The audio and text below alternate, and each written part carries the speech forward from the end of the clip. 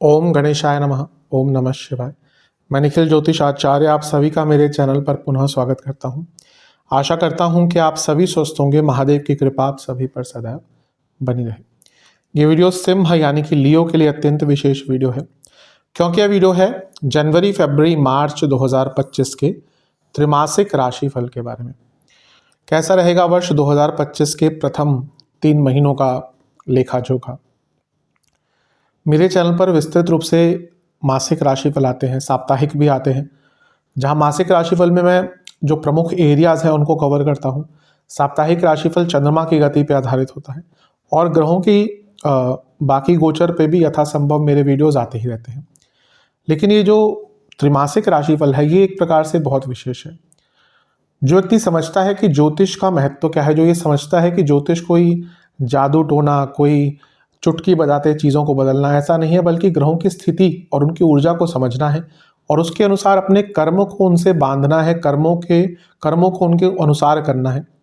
वो व्यक्ति अवश्य इस 3 महीने के या त्रिमासिक राशिफल का फायदा उठा सकता है, क्योंकि इस त्रिमासिक राशिफल में सभी ग्रहों की स्थिति पर हम चर्चा करते हैं। ग्रहों की स्थिति बदलती है, परस्पर ग्रहों से क्या संबंध बनते हैं, क्या उसका अच्छा प्रभाव, क्या बुरा प्रभाव संभावितः बन सकता है, ये सब मैं इस त्रिमासिक राशिफल में इंक्लूड करता हूँ। और ये एक तथ्य है कि जो 3 महीने का कालखंड है, जनवरी से मार्च 2025, इसमें बहुत कुछ घटित हो रहा है। कुछ हाइलाइट्स की ही बात करूं तो जनवरी के ही महीने में शुक्र और शनि की जोड़ी बनेगी, जो सीधा आपके लग्न भाव पर प्रभाव डालेंगे। दोनों ही मित्र हैं, इनकी जोड़ी अच्छी होती है। इसके साथ ही मंगल पतित अवस्था के होके गिर जाएंगे आपके 11वें घर में। पतित ग्रह का कुछ अच्छा प्रभाव भी होता है, वहीं कुछ बुरा प्रभाव भी होता है। शुक्र महीने के अंत में, जनवरी के अंत में उच्च के होकर राहु के साथ युति बनाएंगे और बहुत लंबे अरसे के लिए उच्च के रहेंगे। फरवरी आते आते गुरु मार्गी होंगे, मंगल भी यहाँ पे बैठे हुए मार्गी होंगे, वहीं बुध नीच के होंगे। और मार्च का महीना तो ऐसा होगा जो पूरे साल को बदल कर रख देगा, पूरे कई लोगों के जीवन को बदल कर रख देगा, क्योंकि मार्च के महीने में ग्रहण लग रहे हैं, वो भी 2। और आपके अष्टम भाव में बहुत बहुत बहुत ध्यान देना है। आपके अष्टम भाव में 6 ग्रहों का जमावड़ा होगा 29 मार्च को। शनि देव का राशि परिवर्तन भी उसी दिन हो रहा है और उसी दिन सूर्य ग्रहण भी लग रहा है और अष्टम भाव, तो इसका कुछ अच्छा प्रभाव भी हो सकता है, कुछ बुरा प्रभाव भी हो सकता है। तो क्या क्या संभावना बन सकती है, इन सब की हम चर्चा करेंगे। यदि आपकी लग्न राशि या चंद्र राशि सिंह है, दोनों ही गाइडेंस के लिए इस राशिफल को देख सकते हैं। हर बार समझाने का प्रयास कर सकता हूँ। टेक्निकली अलग अलग राशिफल नहीं बन सकते कि आप बोलें कि ये लग्न पे आधारित है, चंद्र पे आधारित है, कोई बोलेगा क्या जोडियक पे आधारित है, सन साइन पे आधारित है। अलग अलग राशिफल नहीं बन सकते। ये आपके ऊपर है, आपको कहाँ से ज़्यादा रिलेट करता है, वहाँ से इसको ऑब्जर्व कर सकते हैं।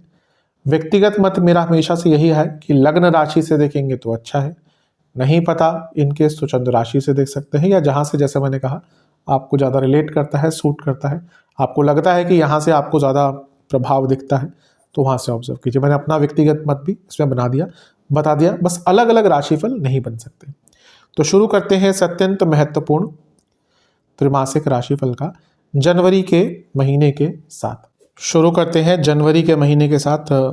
जनवरी का महीना एक प्रकार से विशेष है, अति विशेष है।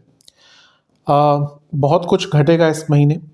मंगल का पतित होना सबसे बड़ी घटना हो सकती है, कह सकते हैं कि इस महीने की सबसे बड़ी घटना होगी। शुरू करते हैं। शुक्र का गोचर दिसंबर 2024 के अंत में हो गया था, तो उनका प्रभाव जनवरी से ज़्यादा दिखेगा। शुक्र आपके सप्तम भाव में आ गए और यहाँ पे वो करीबन रहेंगे महीने के अंत तक, यानी कि 28 जनवरी तक, और बहुत अच्छा कॉम्बिनेशन है।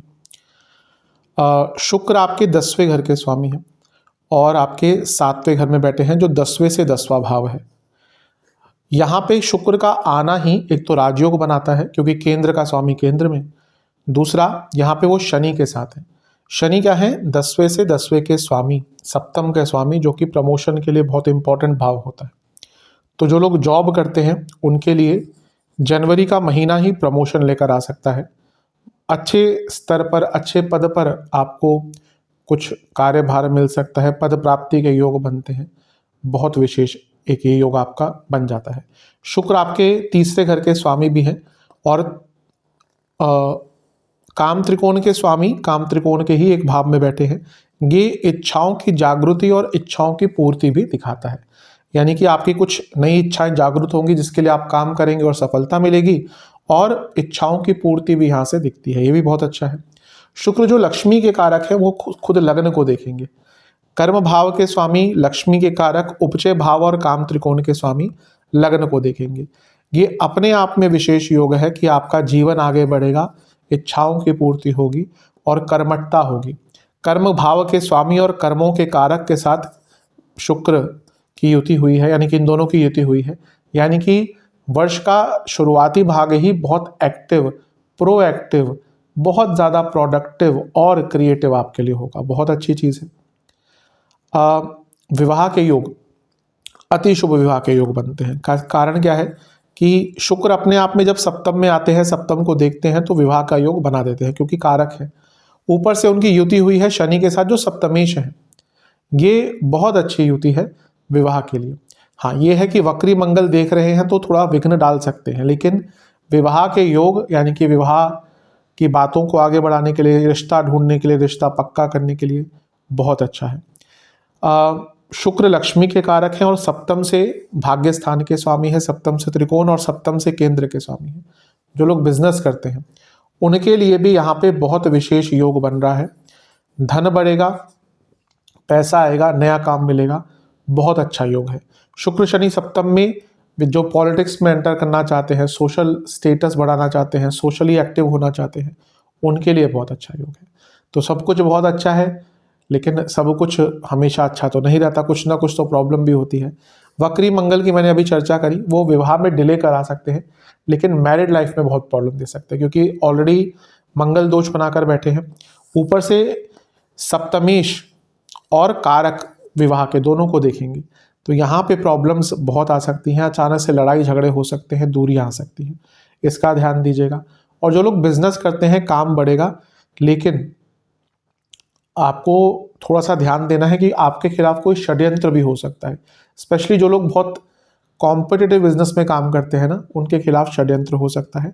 और यही चीज़ मैं जो जॉब करते हैं उनको भी बोलूँगा कि अगर आपकी प्रमोशन आदि की बात चल रही है तो बहुत एक्टिव रहिएगा, क्योंकि यहाँ पे शुक्र का सप्तम में होना कभी कभी ये भी दर्शाता है कि एन मौके पर सब कुछ क्लियर है, आपका अप्रेजल हो गया है, बॉस ने बोल दिया सब अच्छा है जी, आपका ही प्रमोशन है, और एन मौके पर बाइजनेस हो जाती है। तो ये उनके साथ हो सकता है जिनका समय थोड़ा सा दशा अंतर्दशा प्रत्यंतर दशा खराब चल रही है, उनके साथ ये प्रभाव देखने को मिल सकता है। अन्यथा तो शुक्र और शनि की जोड़ी बहुत अच्छा योग यहाँ पे बना रहे हैं, जीवन को एक बैलेंस देंगे, सप्तम भाव में है। और जैसा मैंने कहा ये काम त्रिकोण का भाव है, तो व्यक्ति की कई इच्छाएं पूरे करने का भी यहाँ पे शुक्र सक्षमता रखते हैं। तो एक प्रकार से बहुत शुभ है। इसके बाद 4 जनवरी को बुध का गोचर होगा और बुध आपके पंचम भाव में आ जाएंगे और सूर्य के साथ उनका कॉम्बिनेशन हो जाएगा। बुध आपके धन कारक है नेचुरल, क्योंकि आपके लिए धन स्थान के भी स्वामी हैं और लाभ स्थान के स्वामी भी हैं। केवल 2 लग्न हैं ऐसे, मैं कई बार बता चुका हूँ, 12 में से केवल 2 लग्न हैं ऐसे जिनके लिए एक ही ग्रह धनेश और लाभेश बनता है। कुंभ के लिए बुध और सिंह के लिए बुध और बुध बनता है और कुंभ के लिए बनते हैं बृहस्पति। तो एक प्रकार से बुध आपके नेचुरल धन कारक है और वो लक्ष्मी स्थान में आ गए और आपके लग्नेश के साथ युति हो गई। अत्यंत शुभ धन का योग, लक्ष्मी योग, अचानक से धन प्राप्ति का योग। ये जो 10 दिन होंगे जब तक सूर्य यहाँ पे है, धन के संबंध में कोई भी कार्य अटक रहा था पूर्ण होगा, पैसा बढ़ेगा। सप्तम से लाभ यानी कि बिजनेस में पैसा, 10वें से अष्टम अचानक से धन में कुछ करियर में कुछ अलग करने का अवसर प्राप्त होगा जिससे पैसा बढ़ सकता है। स्टूडेंट्स के लिए अति विशेष, क्योंकि बुध कारक हैं स्टूडेंट्स के और लगने के स्वामी के साथ बैठकर राजयोग बना रहे हैं एक प्रकार का, क्योंकि लाभेश का पंचम में आना एक प्रकार से लाभ योग राजयोग ही होता है। तो स्टूडेंट्स को बहुत अति यहाँ पे विशेष लाभ मिल सकता है। क्रिएटिविटी, आइडियाज बहुत अच्छे रहेंगे और यहाँ से ये दोनों ग्रह मिलकर कहाँ देख रहे हैं, लाभ स्थान को। इससे अच्छा क्या चाहिए। तो ये 10 दिन है 4 से 14 अति विशेष, धन के लिए अति विशेष। इसका जितना लाभ उठा सकते हैं उठाइएगा। बुध आदित्य योग बन रहा है पंचम में, यानी कि विचार ही बहुत सकारात्मक, प्रोडक्टिव और क्रिएटिव रहेंगे, इसका भी आपको लाभ उठाना है। इसके बाद क्या होगा कि सूर्य का राशि परिवर्तन होगा, वो होगा 14 तारीख को, और सूर्य आपके छठे भाव में आकर बैठ जाएंगे। छठा भाव जो है वो सूर्य का एक बहुत अच्छा भाव माना जाता है। लग्नेश है, उसके नाते उनका छठे घर में आना सेहत के लिए अच्छा नहीं होगा, लेकिन अपने आप में जब सूर्य की बात करते हैं तो छठे घर के सूर्य अच्छा प्रभाव देते हैं। उन पर यहाँ पर मंगल की दृष्टि भी रहेगी, अभी लंबे टाइम तक रहेगी, मंगल गिरेंगे भी तो सूर्य को देखते रहेंगे। ये कोर्ट केसेस आदि के लिए बहुत अच्छा है। रुका हुआ धन, रुका हुआ कार्य, क्योंकि लग्नेश का उपचय भाव में आना ये बताता है कि जीवन को गति प्रदान होगी। लेकिन सेहत को लेकर ध्यान दीजिएगा। आपके योग कारक ऑलरेडी 12वें घर में है, वक्री है, और 12वें घर से नीच का मंगल का सूर्य को देखना, यानी कि पेट के रोग, acidity, food infections, private part से जुड़ी प्रॉब्लम्स, हड्डियों के रोग, जोड़ों का दर्द, अचानक से 14 तारीख के बाद ये सब स्टार्ट हो सकता है। बाहर का खाना जितना अवॉइड कर सकते हैं अवॉइड कीजिएगा।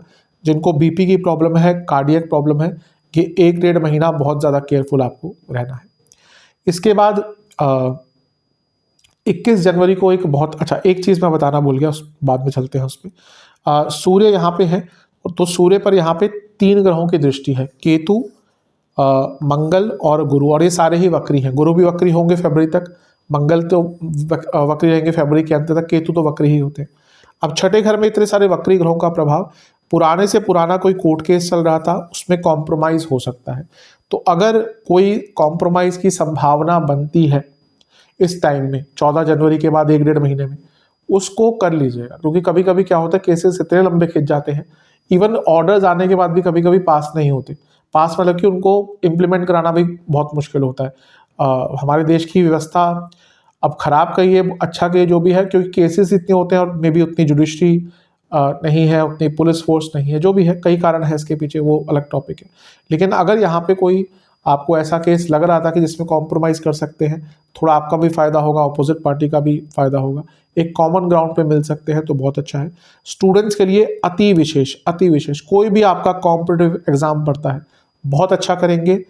जॉब में, कार्य क्षेत्र में कॉन्फिडेंस रहेगा, लेकिन बहुत ज़्यादा तनाव भी रहेगा, क्योंकि 3 वक्री ग्रहों का प्रभाव सूर्य, आपके बॉसेस बहुत डिमांडिंग यहाँ पे हो जाएंगे आपके ऊपर, तो उसको जितना हैंडल कर सकते हैं हैंडल कीजिएगा। 21 जनवरी को मंगल पतित हो जाएंगे और आपके 11वें घर में गिर जाएंगे। मैं बता चुका हूँ वैसे कई बार कि पतित ग्रह कैसे होता है। यूजुअली राहु केतु को छोड़कर सारे ग्रह आगे चलते हैं। चंद्रमा और सूर्य कभी भी वक्री नहीं हो सकते, बाकी जो 5 ग्रह हैं वो वक्री होते हैं। कभी कभी क्या होता है, ग्रह पीछे जाते जाते अगर या तो वो इनिशियल डिग्री में ही वक्री हो जाता है या लंबे टाइम तक वक्री रहता है, तो पिछली राशि में गिर जाता है, उसको ग्रह का पतित होना कहते हैं। कोई भी ग्रह जब पतित होता है तो कोई अधूरा कार्य पूरा करने भी जाता है, लेकिन बुरे प्रभाव भी होते हैं। तो 11वें घर में मंगल का आना, यानी कि कोई पैसा अटका हुआ था, कोई पैसे का काम अटका हुआ था, कोई नया बिजनेस स्टार्ट करना चाह रहे थे, कोई जॉब चेंज करना चाह रहे थे, नहीं हो रहा था, तो ये पतित मंगल आपको अच्छा रिजल्ट दे सकते हैं। वो योग कारक है, आपके भाग्येश हैं, चौथे घर के स्वामी हैं, चौथे से अष्टम में बैठे हैं। कोई प्रॉपर्टी नहीं बिक रही थी, 21 जनवरी के बाद का एक जो लंबा अरसा है अप्रैल तक का, इसमें आपकी प्रॉपर्टी बिक सकती है। ध्यान बस ये देना है कि मंगल पतित है, गलत संगत में आपको डाल सकते हैं, गलत लोगों के संबंध में आपको ला सकते हैं, आपके साथ कोई फ्रॉड हो सकता है, आप किसी गलत व्यक्ति की बातों में आकर गलत जगह पैसा लगा सकते हैं, तो इससे बच के रहिएगा। लेकिन क्योंकि वो भाग्येश है, यहाँ पे आके धन स्थान को भी देखेंगे कि धन योग भी बना रहा है। अचानक से ऐसे मौके धन प्राप्ति के होंगे ना, जिससे आप भी अनभिज्ञ होंगे, यानी कि आपको भी पता नहीं होगा। तो अपने आप को कॉन्शियस और एक्टिव रखेंगे, प्रोएक्टिव रखेंगे, अवश्य आपको धन प्राप्ति के लिए बहुत योग यहाँ पे प्राप्त हो जाएंगे। 24 जनवरी को बुध का गोचर होगा और बुध आपके छठे भाव में आ जाएंगे, फिर से बुध आदित्य योग बनेगा, एक प्रकार से अच्छा है। स्टूडेंट्स के लिए बहुत अच्छा है, कार्य क्षेत्र में चीज़ों को हैंडल कर पाएंगे। छठे घर के बुध भी अदालती कार्रवाइयों आदि के लिए बहुत अच्छे होते हैं, तो ये भी एक प्रकार से अच्छा ही प्रभाव है। अपने कलीग्स से यहाँ पे बच के रहेगा। छठे घर के बुध, इसमें क्या होता है ना, कलीग्स पीठ पीछे कुछ उल्टा सीधा करते हैं, और जो आपको पसंद भी है, यानी कि जिनसे आपका एक कंफर्ट लेवल भी है, वो भी आपके विरुद्ध कुछ कर सकते हैं। केतु का प्रभाव भी है, यानी कि पुरानी गलतियां यहाँ पे आप दोहरा सकते हैं, लेकिन मंगल केतु का प्रभाव कुछ कार्य क्षेत्र में नया सीखने का अवसर भी मिल सकता है। हाँ, ये है कि सूर्य यहाँ पे है, लग्नेश है, और बुध यहाँ पे है जो बौद्धिक क्षमता बुद्धि के कारक है। तो ना यहाँ पे तनाव बहुत बढ़ना शुरू हो जाएगा, व्यर्थ की चिंताएं बहुत शुरू हो जाएंगी। और बुध भी रोग कारक है, तो इसलिए जो पेट के रोग है बहुत बढ़ेंगे। यहाँ पे स्किन की प्रॉब्लम भी आ सकती है, यहाँ पे नसों की प्रॉब्लम भी आ सकती है, और इनडाइजेशन बहुत तंग करेगी। तो अपने खाने पीने को लेकर बहुत ध्यान दीजिएगा। महीने के अंत में एक और गोचर होगा शुक्र का, लेकिन क्योंकि उसका प्रभाव फरवरी से ज़्यादा दिखेगा तो फरवरी के ही महीने में उनको हम अंकित करेंगे। राहु अभी बने रहेंगे आपके अष्टम भाव में लंबे अरसे तक, तो इसका भी लाभ उठा सकते हैं। बहुत कुछ गुप्त विद्याएं सीखने के लिए अभी भी टाइम है। और गुरु अभी भी वक्री रहेंगे जनवरी में। कार्य क्षेत्र में थोड़ा तनाव रहेगा, लेकिन क्योंकि गुरु आपके लिए अष्टमेश है, जो लोग जॉब चेंज करने का अवसर ढूंढ रहे थे उनके लिए वर्ष का शुरुआती भाग अच्छा है। तो ओवरऑल ठीक ठाक है। चलते हैं अब फरवरी के महीने की तरफ। फरवरी का महीना भी अच्छा ही है, कुछ अच्छा भी है कुछ बुरा भी है। शुक्र का गोचर जनवरी के अंत में हो गया था, तो उसको फरवरी से ही ज़्यादा दर्शाऊंगा मैं। शुक्र अष्टम में आ गए। अष्टम के शुक्र कोई बहुत बुरे नहीं माने जाते, और अष्टम के राहु भी कोई बहुत बुरे नहीं माने जाते, और इन दोनों की जोड़ी तो अत्यंत विशेष है। शुक्र उच्च के हो गए, और शुक्र आपके 10वें घर के स्वामी हैं। ये सबसे बड़ा चीज़ तो है कि अचानक से धन की वृद्धि कार्य क्षेत्र में हो सकती है, और यहाँ पे एक परिवर्तन योग बन रहा है। कैसे?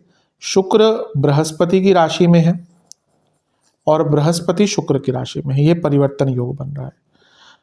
एक सेकंड, हाँ। तो गुरु कहाँ है? शुक्र की राशि में वृषभ में, और मीन में कौन है? शुक्र। मीन क्या है? बृहस्पति की राशि। तो एक प्रकार से ये परिवर्तन योग बन रहा है। अब ये परिवर्तन योग जॉब चेंज का इंडिकेटर है, तो जो लोग जॉब चेंज करना चाहते हैं उनके लिए अच्छा है। लेकिन जो लोग जॉब चेंज नहीं करना चाहते उनके लिए कार्य क्षेत्र में यहाँ पर पैसे बढ़ेंगे, ठीक है। जिनकी दशांतर दशा अच्छी है उनके लिए नया काम, पैसा बढ़ने का योग है। लेकिन अगर समय खराब चल रहा है, दशांतर दशा खराब है, कार्य क्षेत्र में बहुत अनिश्चितता आना शुरू हो जाएगी, क्योंकि दशमेश अष्टम में है, परिवर्तन योग, अनसर्टेनिटी। आपको पता ही नहीं कि कल क्या होगा, आपको पता ही नहीं आप क्या काम करेंगे, आपको पता ही नहीं कि कार्य क्षेत्र में परिस्थितियां कैसी होंगी। अलग अलग काम दिया जाएगा और आपसे गलतियां बढ़ती जाएंगी। और क्योंकि ये परिवर्तन योग में शुक्र इन्वॉल्व हो गए, भयंकर ऑफिस पॉलिटिक्स, बल्कि ऐसे लेवल की जो आपने शायद आज तक अपने जीवन में देखी ही नहीं होगी। तो थोड़ा सा कार्य क्षेत्र में ध्यान दीजिए। शुक्र और राहु जोड़ी अष्टम में, जिनका गुप्त धन है, गुप्त धन के सोर्सेज हैं, कुछ अलग प्रकार से धन कमाते हैं, उनके लिए तो अत्यंत विशेष है, क्योंकि राहु भी गुप्त धन के कारक है, शुक्र भी एक प्रकार से है, और अष्टम भाव गुप्त धन का है। जिनके पास अनंत पैसा होता है ना, उनके लिए कहीं ना कहीं अष्टम भाव, तो मैं कहता हूँ अष्टम भाव को बुरा नहीं मानना चाहिए। कई ऐसे लोग हैं जो बाहर से दिखाते नहीं है, बहुत सरल जीवन, लेकिन इतना पैसा होता है ना उनके पास कि शायद आने वाली पुश्तों को काम ना करना पड़े। तो वैसे लोग होते हैं अष्टम भाव वाले। 12वें घर में भी गुप्त धन आता है, लेकिन वो दिखा देते हैं लेविश लाइफ, क्योंकि 12वां भाव भोग का है। वैसे लोग, कई लोग आप जानते होंगे कि बहुत पैसा है लेकिन वो कभी दिखाएंगे नहीं, तो वो अष्टम भाव वाले होते हैं। तो यहाँ पर आप जिनका गुप्त धन का कोई सोर्स है उनका पैसा बढ़ सकता है। गुप्त विद्याएं सीखने के लिए, तंत्र साधना सीखने के लिए बहुत अच्छा समय है। मैं ये भी बताता हूँ कि तंत्र साधना किसी गुरु के बिना ना सीखें। आजकल हर कोई आकर पॉडकास्ट पर तंत्र की बातें कर रहा है, जिनको शायद तंत्र का मूल ज्ञान भी ना हो। मैं इसलिए कह रहा हूँ कि मैं देखा है कि जहाँ पे पंचमकार को लेकर लोगों ने उल्टी सीधी बातें करी है, नाम गलत ले रहे हैं। आजकल तो कोई भी शुरू हो जाता है। वाराही माता का मैंने देखा किसने पता नहीं क्या नाम लिया हुआ था। तो किसी अगर सीखनी है आपने और तंत्र साधना है, पहला तो कोई भी बहुत ज़्यादा जो उग्र स्वभाव के देवी देवता हैं उनकी साधना सीधा मत सीखा कीजिए। एक लय होती है, एक रिदम होती है तंत्र में भी, कहाँ से आपको शुरू करना है। तो कोई सिखाने वाला है उनसे सीखिए, अपने आप मत सीखिएगा। कई लोगों को मैंने बर्बाद होते हुए देखा है। दूसरी चीज, अगर आपके ऊपर कोई तंत्र क्रिया हुई है तो यहाँ पर प्रभाव एकदम देखने को मिलेगा, स्पेशली मार्च में, क्योंकि वहाँ पे वक्री हो जाएंगे, उस पर भी आएंगे हम। तो और इस टाइम पे किसी भी तंत्र वाली जहाँ पे प्रैक्टिसेस होती हैं, शनिदेव का मंदिर हो गया, भैरव जी का मंदिर, काली मंदिर हो गया, पीपल का पेड़ हो गया, कोई कुआं हो गया, शमशान घाट हो गया, इन जगहों से जितना दूर रह सकते हैं दूर रहेगा। स्पेशली अगर कुंडली बहुत सेंसिटिव है, कई लोगों की कुंडली बहुत सेंसिटिव होती है, उनको शमशान घाट जाते ही उनको किसी ऐसी जगह पे जाते ही एकदम बॉडी पर प्रभाव आ जाता है। तो अगर आप भी वैसे ही हैं तो थोड़ा सा केयरफुल रहेगा। मैरिड लाइफ के लिए थोड़ा सा बुरा होगा, क्योंकि शुक्र का अष्टम में आना यानी कि ना ध्यान इधर उधर भागता है, थर्ड पार्टी सिचुएशन होती है, अपने पार्टनर से सेटिस्फेक्शन प्राप्त नहीं होती, वो फिजिकल लेवल पर हो या मेंटल लेवल पर, और इसके कारण व्यक्ति का ध्यान इधर उधर भागता है। रिसर्च बेस्ड स्टूडेंट्स के लिए बहुत अच्छा है, क्योंकि राहु अष्टम में है, शुक्र अष्टम में है, तो रिसर्च आपकी थोड़ी सी बढ़ सकती है। शुक्र आपके 10वें घर के स्वामी भी हैं, तो जो लोग कुछ इंटर्नशिप विदेश में ढूंढ रहे थे, क्योंकि राहु साथ में है, अपनी पीएचडी के लिए, अपने रिसर्च के लिए, उनको भी यहाँ पे अवसर प्राप्त हो सकता है। यहाँ से दोनों ग्रह मिलकर दूसरे घर को देखेंगे। इस टाइम पर अपने वाणी को लेकर थोड़ा सा केयरफुल रहेगा, क्योंकि वाणी पर एक बुरा प्रभाव पड़ सकता है। ओवर एक्साइटमेंट में भी थोड़ा सा ध्यान देना है, क्योंकि तीसरे घर के स्वामी है शुक्र और वो राहु के साथ बैठे हैं, तो व्यक्ति बहुत ओवर एक्साइटेड भी कभी कभी हो जाता है। इसके बाद 4 फरवरी को गुरु मार्गी हो जाएंगे, और ये बहुत विशेष प्रभाव देगा, क्योंकि गुरु वक्री चल रहे थे अक्टूबर से, और अब उनकी स्पीड बहुत बढ़ जाएगी, क्योंकि अतिचारी हो जाएंगे। तो यहाँ पर आपका जो तनाव चल रहा था कार्य क्षेत्र में, कई लोगों के साथ अक्टूबर के बाद से कार्य क्षेत्र में प्रॉब्लम्स आई होंगी, कुछ लोगों की जॉब भी गई होगी, कुछ लोगों को बहुत तनाव झेलना पड़ा होगा, वो चीज़ें थोड़ा ठीक होंगी। गुरु अष्टमेश है, चौथे घर को देखेंगे। 4 फरवरी के बाद एंसेस्ट्रल प्रॉपर्टी आदि से कुछ संबंधित चीज़ें अटक रही थी, वो पूरी हो सकती हैं।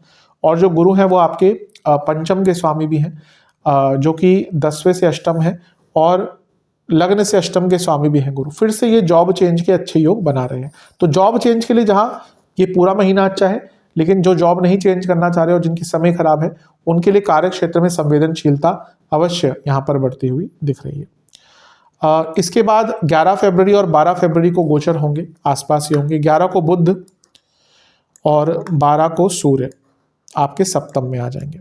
अब ये बिजनेस के लिए तो बहुत ही ज़्यादा अच्छा है। कारण क्या है कि लग्नेश आ गए सप्तम में, राजयोग, केंद्र राजयोग, और बुध लाभ स्थान के स्वामी, धन स्थान के स्वामी सप्तम में। बिजनेस में अचानक से बड़ा धन, अचानक से बड़ा काम, बहुत अच्छा है। उनकी जोड़ी शनि के साथ भी हो गई। शनि सप्तमेश है, तो ये और भी अच्छा है। कोई लिखा पढ़ी का कार्य अटक रहा था, कोई गवर्नमेंट का कार्य अटक रहा था, ये पूरा हो सकता है। लेकिन सूर्य शनि की जोड़ी राजदंड भी दिखाता है। तो अगर आपका ऐसा बिजनेस है जिसमें गवर्नमेंट का बहुत इन्वॉल्वमेंट है, ऑलरेडी कुछ प्रॉब्लम्स चल रही है, टैक्स इश्यूज हैं, जीएसटी इश्यूज हैं, कोई केस चल रहा है गवर्नमेंट से, या फिर अदरवाइज कोई केस चल रहा है, तो उसमें प्रॉब्लम्स आ सकती हैं। और मैरिड लाइफ पर बहुत बहुत बहुत बुरा प्रभाव है। फिर सूर्य आ गए, जो कभी भी मैरिड लाइफ के लिए अच्छे नहीं होते। शनि ऑलरेडी मैरिड लाइफ के लिए अच्छे नहीं है। बुध भी आ गए। ये वो टाइम है जब कभी कभी अचानक से चीजें डाइवोर्स की तरफ जाती है ना, क्योंकि बुध, देखिए हर ग्रह ना मैरिड लाइफ में अलग प्रकार की प्रॉब्लम दे सकता है। जहां सूर्य बहुत डिसलाइक क्रिएट करता है, शनि दूरियां लाता है, बुध वो ग्रह है जो गोचर में डाइवोर्स करवाते हैं, क्योंकि बुध लीगल चीजों के, लिखा पढ़ी के, एडवोकेट्स के, अदालत के कारक है। तो यहाँ पे बुध सूर्य शनि, प्रॉब्लम्स अगर चल रही है ना मैरिड लाइफ में, बहुत केयरफुल रहेगा, क्योंकि अचानक से कभी कभी ऐसा होता है, दिख रहा है कि चलो लड़ाइयाँ हैं, लेकिन फिर भी बहुत एक्सट्रीम तक नहीं जाते। लेकिन ये बुध का प्रभाव, अचानक से ऐसी लड़ाइयाँ हो जाएंगी ना कि फिर सीधा यही बोलेंगे कि सी यू इन कोर्ट, या फिर माई लॉयर विल कॉन्टैक्ट यू। तो यहाँ पर जिनका ऑलरेडी मैरिड लाइफ खराब चल रहा है, उनको बहुत ज़्यादा ध्यान देने की आवश्यकता है। मंगल मार्गी हो जाएंगे 24 फरवरी को। अच्छा है, क्योंकि योग कारक हैं आपके, मार्गी हो रहे हैं, पैसा बढ़ेगा, जीवन को गति प्रदान होगी। अच्छा है, धन स्थान को देखेंगे, पंचम को देखेंगे, छठे घर को देखेंगे मार्गी होकर, तो उपचय भाव को देखें, जीवन आगे बढ़ेगा, क्रिएटिविटी रहेगी, थॉट प्रोसेस क्लियर होगा, धन भी रुका हुआ आएगा। तो एक प्रकार से ये भी आपके लिए एक अच्छा ही योग बन रहा है। तो जितना हो सके अपने जीवन में इसका लाभ उठा सकते हैं, उतना लाभ उठाएगा, क्योंकि ये थोड़ा सा कष्टकारी, थोड़ा सा एक प्रकार से इसका नेगेटिव इम्पैक्ट आपके लिए आ सकता है। इस पर ध्यान देने की आवश्यकता है आपको। इसके बाद 28 फरवरी को एक गोचर होगा, और वो होगा बुध का। तो जितना उसका प्रभाव है वो आपको मार्च से ज़्यादा देखने को मिलेगा, तो उसकी चर्चा हम मार्च से ही करेंगे। हैं मार्च के महीने की तरफ। मार्च का महीना ऐसा है जहाँ पर बहुत बहुत बुरे प्रभाव, या कहिए बहुत संवेदनशीलता आ सकती है। वहीं जिनकी कुंडली अच्छी है, समय अच्छा चल रहा है, उनके लिए बहुत कुछ नया अवसर या नया मौका भाग्य दे सकता है। शुरू करते हैं। बुध का गोचर फरवरी के अंत में हो गया था, तो बुध आपके अष्टम भाव में आ जाएंगे और यहाँ पर नीच के हो जाएंगे। लेकिन नीच भंग राजयोग भी बन जाएगा, तो उसका उनके नीच का होने का कोई बहुत बुरा प्रभाव नहीं होगा। इनफैक्ट ये अचानक से धन की प्राप्ति भी दिखाता है, क्योंकि लाभेश और धनेश अष्टम में है और आपके राहु के साथ हैं, शुक्र के साथ हैं, तो अचानक से धन की प्राप्ति, एंसेस्ट्रल प्रॉपर्टी से लाभ, बुध अदालती कार्रवाई है, कोई एंसेस्ट्रल प्रॉपर्टी का केस चल रहा है, रुका हुआ धन था, फंसा हुआ धन था, वसीयत आदि का केस चल रहा है, वसीयत आदि से लाभ, इंश्योरेंस से लाभ, ये सब आपको प्राप्त हो सकता है। कोई इंश्योरेंस का केस चल रहा है, उससे लाभ प्राप्त हो सकता है। शुक्र वक्री हो जाएंगे 2 तारीख को, यहां से प्रॉब्लम होगी। अच्छा, एक और चीज बता रहा हूं, बुध बुद्धि के कारक है और राहु के साथ बैठे हैं, तो ना यहाँ पे बहुत इम्पल्सिव हो जाएंगे, गलत लोगों पर भरोसा करेंगे, गलत बातों में फंसेंगे, गलत चीजों में फंसेंगे, तो ये आपको कष्ट दे सकता है। तो यहाँ पर अपने बौद्धिक क्षमता पर, अपने पेशेंस पर बहुत काम करना है, इम्पल्सिव बहुत रहेंगे और उसका बुरा प्रभाव हो सकता है। शुक्र 2 तारीख को वक्री हो जाएंगे और यहाँ से मैरिड लाइफ में प्रॉब्लम्स और बढ़ेंगी, क्योंकि कारक है मैरिड लाइफ के और अष्टम में ऑलरेडी है, राहु के साथ है, नीच के बुध के साथ है, तो यहाँ से प्रॉब्लम्स और बढ़ेंगी। मैरिड लाइफ के लिए मार्च का महीना बहुत संवेदनशील है, क्योंकि अभी ग्रहण भी लगेगा। ऊपर से ट्रस्ट इश्यूज बहुत बढ़ेंगे, और जो मैंने तंत्र की बात करी थी कि आपके ऊपर कोई तंत्र क्रिया होकर रखी है, तो उसका भी यहाँ पर बुरा प्रभाव आपको देखने को मिलेगा, उसका भी एक प्रकार से अचानक से नेगेटिव इम्पैक्ट देखने को मिल सकता है, तो बहुत केयरफुल रहेगा। तंत्र के कई उपचार भी होते हैं, लेकिन वो वही व्यक्ति कर सकता है जिसको उसका आइडिया है। किसी भी व्यक्ति के पास तंत्र की क्रिया के लिए मत जाया कीजिए, और उसमें लोग फंसते हैं। ये अपने आप में जो तंत्र क्रियाएं होती है ना, वो बहुत बड़े लेवल की चीज़ें होती है। कोई भी रास्ते में चलता व्यक्ति जो अपने माथे पे एक तिलक लगा ले, लाल रंग का, और काले कपड़े पहन ले, वो तांत्रिक नहीं होता। वो अधिकतम आपको लोग ऐसे ही दिखेंगे जिनको तंत्र का त भी नहीं आता। तो कोई ऐसा व्यक्ति जो साधक है, शाक्त परंपरा से है, शैव परंपरा से है, क्योंकि यही 2 परंपराएं हैं, 5 परंपराएं हैं सनातन धर्म में, शैव, शाक्त, वैष्णव, गणपत्य और आदित्य। इसमें से शैव और शाक्त और गणपत्य परंपरा, इनमें ही ज़्यादा तांत्रिक चीज़ें होती हैं। तो अगर लगता है तो कोई साधक आदि को जानते हैं, उनसे अपने प्रॉब्लम्स का निवारण कराइएगा, लेकिन बहुत बच के रहेगा इस टाइम में। इसके बाद क्या है कि 14 मार्च को सूर्य का गोचर होगा और उसी दिन चंद्र ग्रहण भी लग रहा है। सूर्य आ जाएंगे आपके अष्टम भाव में और चंद्रमा इस दिन दूसरे घर में होंगे, तो यहाँ पे चंद्र ग्रहण लगेगा। जब भी पूर्णिमा होता है तभी चंद्र ग्रहण लगता है। कार्य क्षेत्र में यहाँ से प्रॉब्लम स्टार्ट हो जाएंगी, क्योंकि ये अर्थ त्रिकोण है और 10वें से अष्टम में इतने सारे ग्रहों का जमावड़ा होना शुरू हो गया।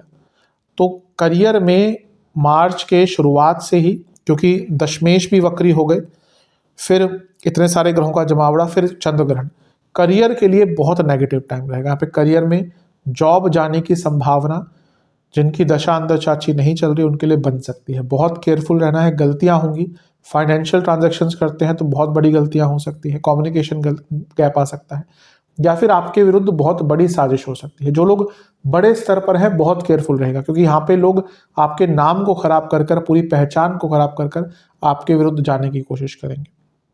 तो जो लोग जॉब करते हैं उनके लिए समय थोड़ा सा कष्टकारी दिख रहा है, बहुत ज़्यादा ध्यान देने की आवश्यकता है। 15 मार्च को रही सही कसर बुध भी मिटा देंगे, वो भी वक्री हो जाएंगे। और अष्टम भाव अनिश्चितताओं का होता है, मैं बताऊंगा इसका अच्छा प्रभाव भी हो सकता है, लेकिन करियर में बहुत ध्यान देना है। हेल्थ, अष्टम भाव में इतने सारे ग्रह, इन्फेक्शंस, प्राइवेट पार्ट से जुड़ी प्रॉब्लम्स, फीवर, बहुत अचानक से तबीयत बिगड़ जाना, कोई क्रॉनिक रोग तंग करना, कोई पुराना रोग वापस आ जाना, या ऑलरेडी बॉडी में कोई रोग पनप रहा था लेकिन सिम्टम्स नहीं आ रहे थे, वो चीज़ तंग करना। बहुत, मैंने कहा ये मार्च का महीना बहुत संवेदनशील है, जैसे जैसे बढ़ता जाएगा वैसे वैसे प्रॉब्लम आती जाएगी। और सेहत पर तो बहुत ध्यान, क्योंकि लग्नेश भी अष्टम में आ गए। ये अचानक से चोट, अचानक से इंजरीज, अचानक से बड़ा रोग, ये सब भी दिखाते हैं, तो बहुत केयरफुल रहने की आवश्यकता है। मार्च का महीना ऐसा है जो पूरे जीवन को या तो एकदम अच्छा कर देगा या तो एकदम खराब कर देगा। 29 मार्च को शनि देव का राशि परिवर्तन होगा और शनि भी आपके अष्टम भाव में आ जाएंगे। इस दिन चंद्रमा भी अष्टम भाव में होंगे, तो 6 ग्रह आपके अष्टम भाव में गोचर करेंगे और इसी दिन सूर्य ग्रहण भी होगा। तो देखिए कितनी चीज़ें हैं। और अष्टम भाव, मैंने कहा, मैं हमेशा कहता हूँ ये वो भाव है जो अनिश्चितताओं का भाव होता है।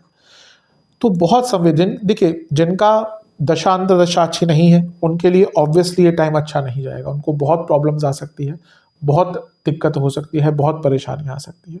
जिनकी दशांतदशा खैर उस पे मैं आता हूँ दोबारा, लेकिन अपने करियर, मैरिड लाइफ, क्योंकि मांगल्य भाव है, इवन बिजनेस, कोई बड़ा निर्णय नहीं लेना, कोई पैसा नहीं लगाना, किसी से कोई डीलिंग नहीं करनी, किसी से कोई नई पार्टनरशिप नहीं करनी, बहुत केयरफुल रहना है। मैरिड लाइफ में तो बहुत दिक्कतें हो सकती है। अष्टम भाव क्यों इंपॉर्टेंट होता है? इसको मांगल्य भाव कहा जाता है, इसलिए अष्टम का मंगल सबसे बड़ा मंगल दोष होता है।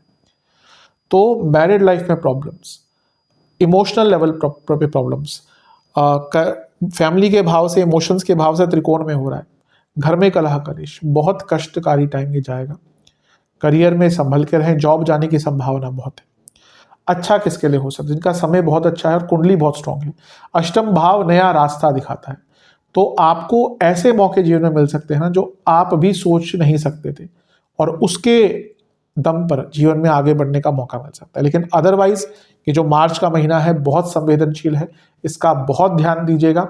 सेहत हो, पर्सनल लाइफ हो, इमोशनल लाइफ हो, मैरिड लाइफ हो, हर चीज पर इंपैक्ट पड़ता हुआ दिख रहा है। 2 ग्रहण है, सबसे बड़ी बात है, और एक आपके मारक भाव में है और एक आपके आयु स्थान में है, तो सेहत पर प्रभाव पड़ सकता है। तो बहुत, और इसमें लग्नेश इन्वॉल्व हो गए ना, सूर्य, तो उसका इंपैक्ट कई गुना बढ़ जाता है। सभी के लिए कहीं ना कहीं ये होगा, लेकिन अगर लग्नेश इन्वॉल्व हो गए सूर्य, तो फिर उसका इंपैक्ट कई गुना बढ़ सकता है, कई गुना। तो बहुत ज़्यादा केयर बरतनी पड़ेगी यहाँ पर, तभी चीज़ें थोड़ी सी बेटर आपके लिए हो सकती हैं। हर चीज़ पर मार्च के महीने में ध्यान देना है, नज़र लगा के रखनी है, कॉन्शियस रहना है। अब उपाय की बात करते हैं। ये उपाय आपको एक ही बार करने हैं। पहला उपाय, शिव मंदिर जाइएगा, एक पात्र में गंगा जल लीजिएगा, उसमें थोड़ा सा देसी कपूर डालिएगा और गेहूं के दाने डालिएगा और शिवलिंग का अभिषेक कीजिएगा। अभिषेक करते हुए ओम नमः शिवाय का जाप करना है। अभिषेक करने के बाद महामृत्युंजय का 108 बार जाप करके महादेव को खीर का भोग लगाना है। दूसरा उपाय है, आपको फिर से एक पात्र में गेहूं और चावल लेकर सूर्य देवता को अर्पण करने हैं। अर्पण करने के बाद आदित्य हृदय स्तोत्र का 1 बार पाठ करना है और सूर्य चालीसा का 8 बार पाठ करना है। आदित्य हृदय स्तोत्र संस्कृत में है, अनुष्टुप छंद है जितना मुझे उसका याद है, तो इसको नहीं पढ़ना आता, क्योंकि कई लोग बहुत गलत पढ़ते हैं। जब छंदात्मक चीज़ें हो जाती हैं ना, तो उसको एक लय में पढ़ना होता है। कई लोग बहुत गलत तरीके से पढ़ते हैं, तो अगर आपको नहीं पढ़ना आता तो सुन लीजिएगा, केवल मंत्र है या फिर वो एक प्रकार से पौराणिक एक स्तोत्र है, तो उसको सुन सकते हैं। सूर्य चालीसा का 8 बार पाठ कीजिएगा। और लास्ट है, गौशाला में गुड़, चारा और गेहूं का आटा, इसका दान कीजिएगा। ये उपाय कर लेंगे, अवश्य सकारात्मकता बनी रहेगी, बरकरार रहेगी। आशा करता हूँ कि वीडियो काम आएगी। चैनल पर नए हैं, सब्सक्राइब कीजिए, वीडियो को लाइक कीजिए। मिलता हूँ अगली वीडियो में, तब तक के लिए ओम नमः।